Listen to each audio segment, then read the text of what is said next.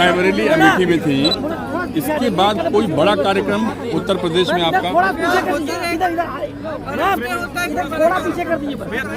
आपकी और राहुल जी की ज्वाइंट रैली भी होगी? जनवरी में करेंगे। जनवरी में करेंगे। मैम एक सवाल मैं ये जानना चाहता हूँ कि राजनीति मतभेद अलग चीज होती है, लेकिन हमने अभी देखा कि अखिलेश यादव के करीबी लोगों पे ईडी की छापेमारी हुई। इससे पहले आपने देखा था कि पश्चिम बंगाल चुनाव से पहले वहाँ के लोगों की छापेमारी हुई थी, तमिलनाडु में हुई थी। उसका ये तरीका ही है, जो विपक्ष के नेता है उनको तंग करने के लिए, उनको सताने के लिए करती है, अपनी एजेंसीज का इस्तेमाल करती है। तो हम 7 सालों से देख रहे हैं, इसमें कोई नई बात तो है नहीं।